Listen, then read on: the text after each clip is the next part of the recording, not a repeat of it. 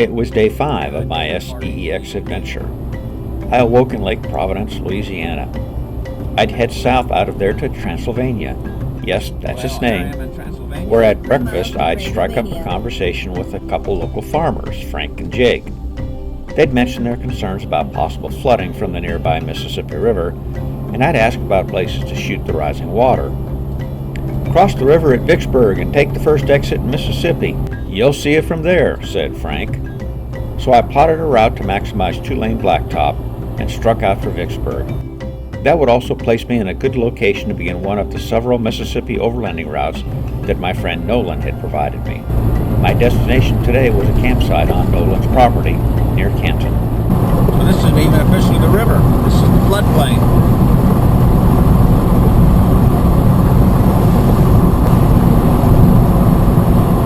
There is the Mississippi River.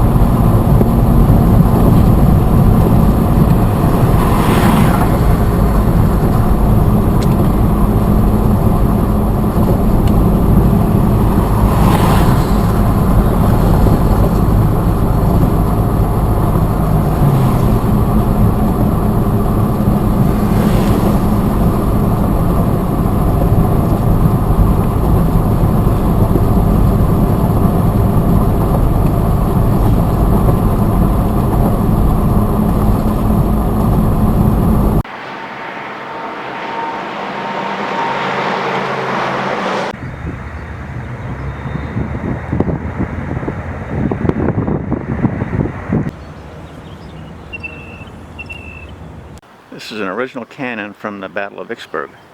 If you didn't know, the first place that Coca-Cola was bottled was here. Before that, you used to always have to go to a soda fountain. But a gentleman here figured out how to bottle soda pop so it could preserve the fizz. On to old US 80, of course, headed to Bovina.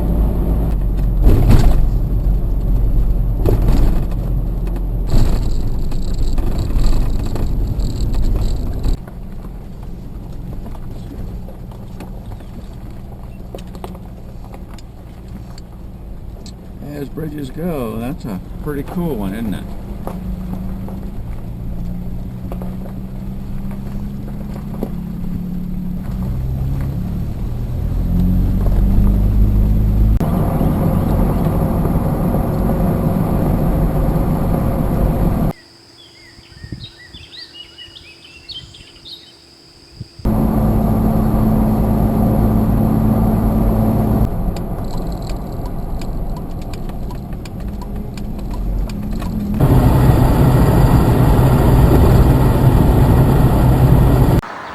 Yeah, gas station with a little bit of character here in Onward, Mississippi. Had to stop for gas and found out this is where the teddy bear comes from. It was here in Onward, Mississippi where Teddy Roosevelt led to the creation of the teddy bear. This leg of the routes that Nolan sent to me was paved, pretty dry through farm country. But the thing I'm noticing is how much water is in these fields. I'm supposed to head off into the National Forest here in a short while. And as I've been driving along, I've been noticing all these fields are just extremely drenched. And I'm becoming concerned what the National Forest is going to look like.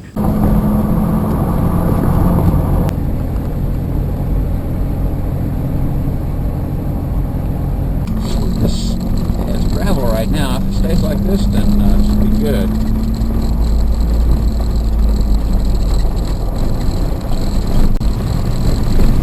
This is pretty in here.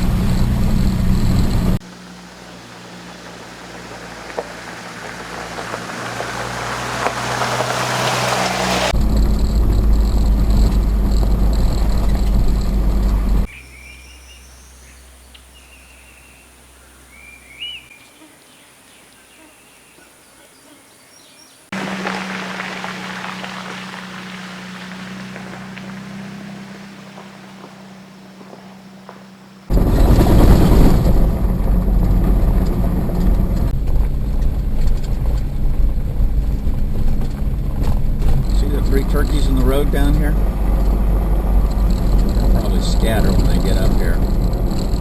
a cool looking barn in front of me, isn't it?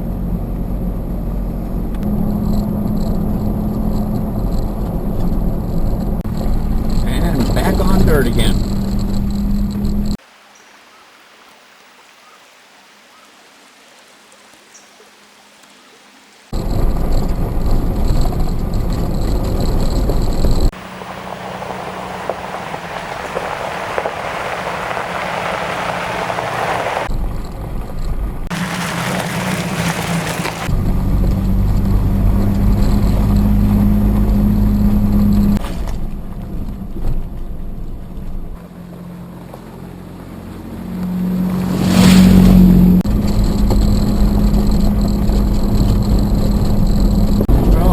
The gravel road, but I kind of wish I was back on it. This is patches on patches on patches.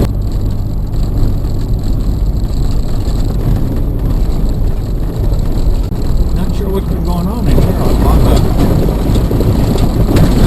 cut down trees. Weak bridge. Cars only. Oh boy. This thing does not look to be in very good shape. Cue the dramatic music. It's okay, Sam.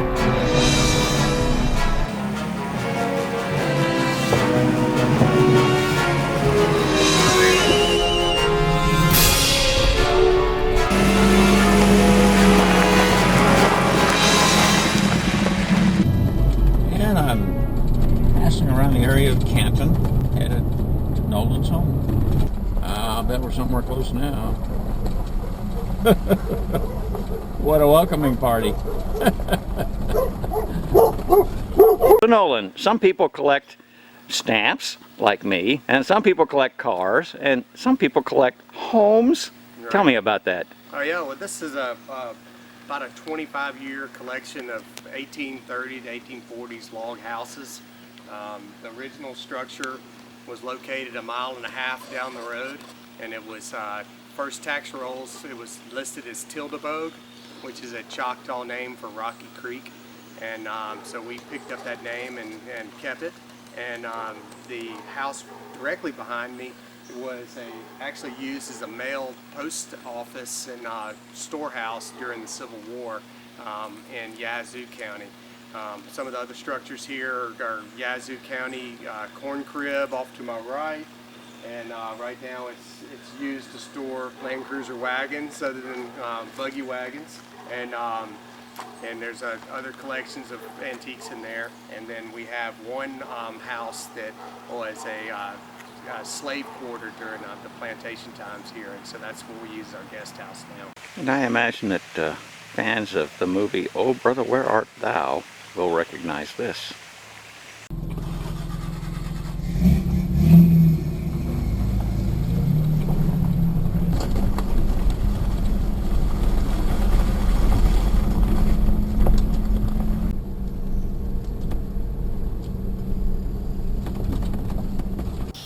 Nolan asked if I was hoteling it or camping.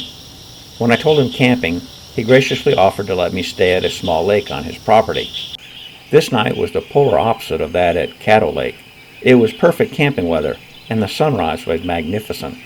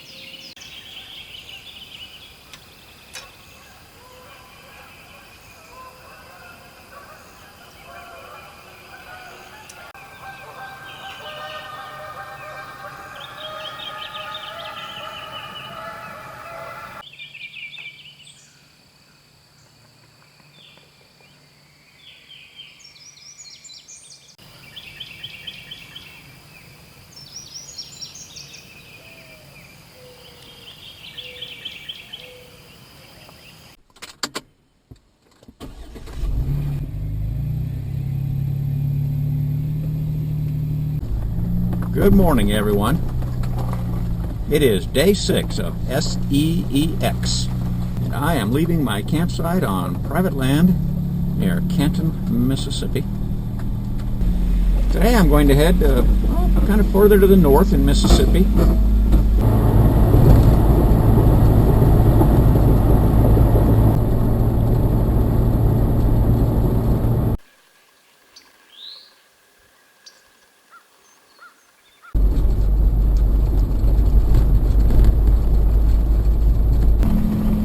This tree is drawn out of the side here.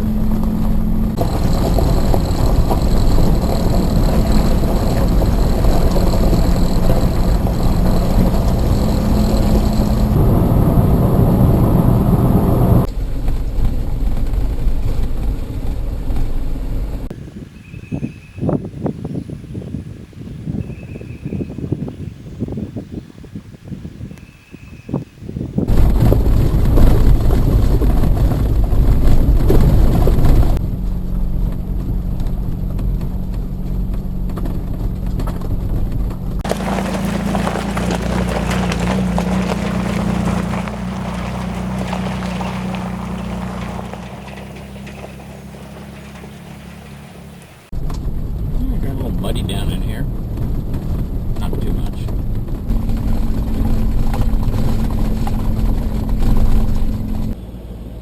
Bridge closed. Uh-oh. Looking at the map, I have a little less than 4 miles before I'm going to turn off this road, and I don't see it crossing the river in that distance.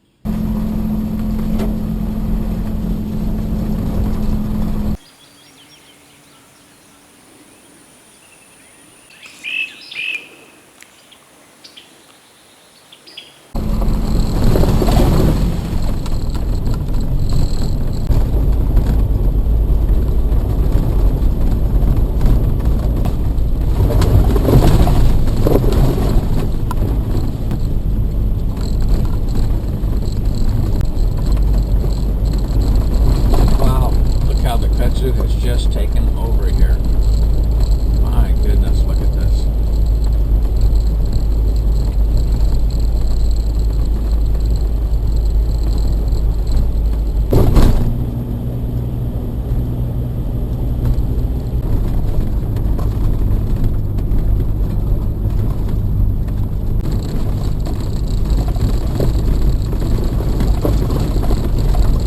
We're running right along the edge of the hills along this stretch of the road.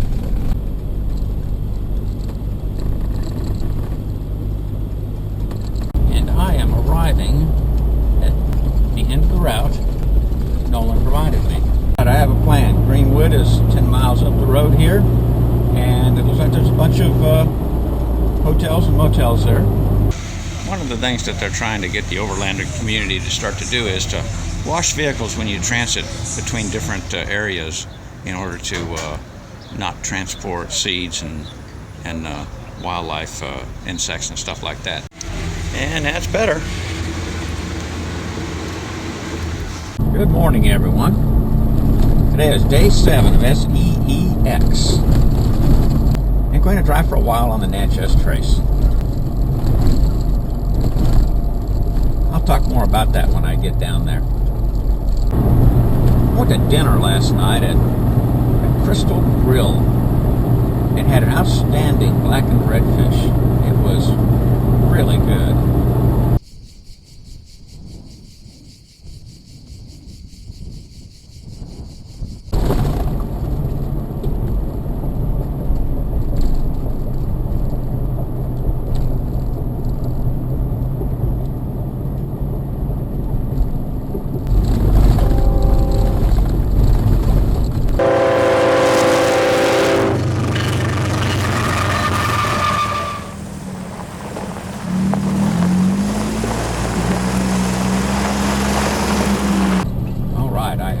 Natchez Trace Parkway at Kosciuszko, Mississippi. Natchez Trace Parkway runs over 440 miles. For those of you that say, well, that's a tough four-wheel drive trail, I would point out that I'm an overlander. And think about the overlanding history here. This trail actually started as an animal trail large animals would go up into the areas around Kentucky because of the exposed salt licks up there. And they left a trail which the Native Americans soon developed, because where large animals were, Native Americans wanted to hunt.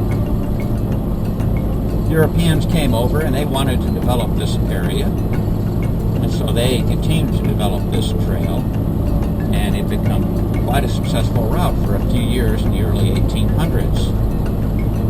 But its success at expanding access to the region was its downfall, as people were able to access further to the west. The Mississippi River became a main route.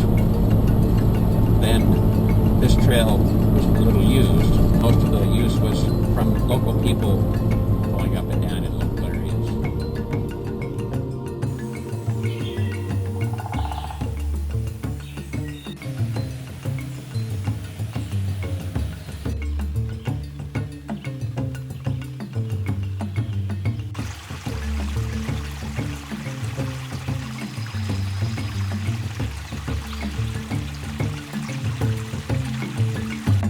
This is part of the original old Natchez Trace.